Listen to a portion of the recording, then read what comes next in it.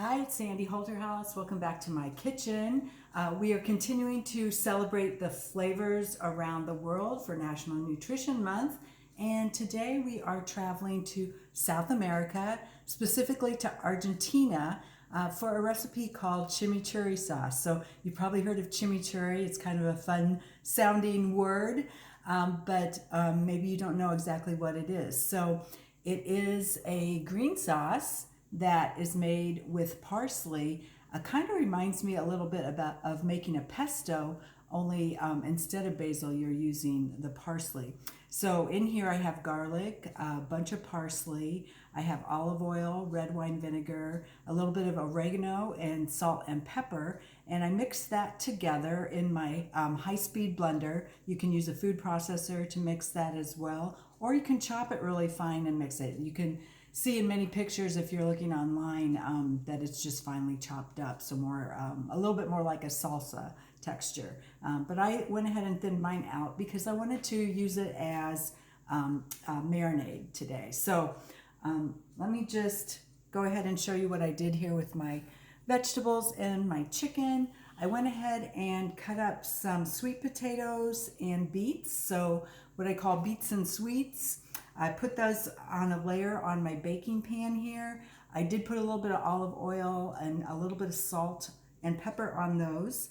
And then I took some chicken tenders and put those over top.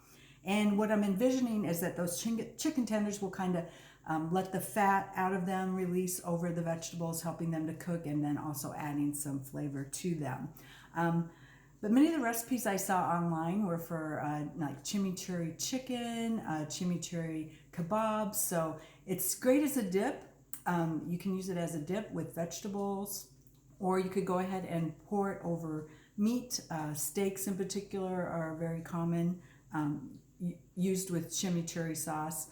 Or there were a lot of, again, chicken recipes, kebab recipes. So it's got a very bright flavor, and if I were to make this again, I would probably cut down a little bit on the red wine vinegar. Just a note from myself, because it tastes a little bit more tart than what I would like it. But I think it's still fine for a marinade, and I'm going to put a little bit more seasoning on top of the vegetables and chicken here that will probably cut that tart flavor a little bit. So I'm just going to go ahead and pour some of this over top. Just a drizzle here.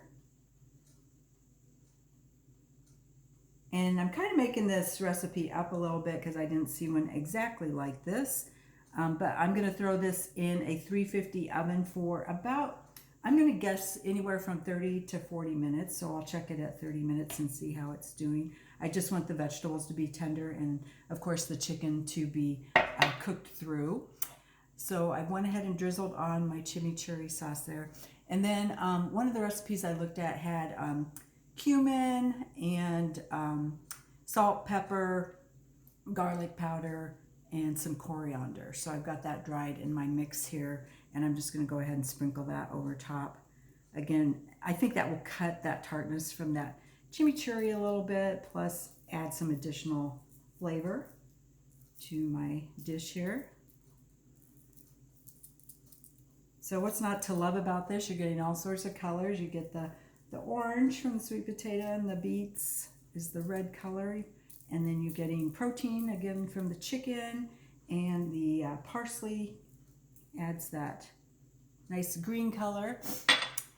Again, so that was a pretty easy meal to put together here, and I'm going to go ahead and bake this in my oven at 350. Again, I'm going to check it at 30 minutes. And then maybe just go from there, maybe another 5 to 10 minutes after that for baking. But this is what's for dinner tonight. Remember, you can always find different flavors from around the world, and I hope you will join me again soon. Thanks.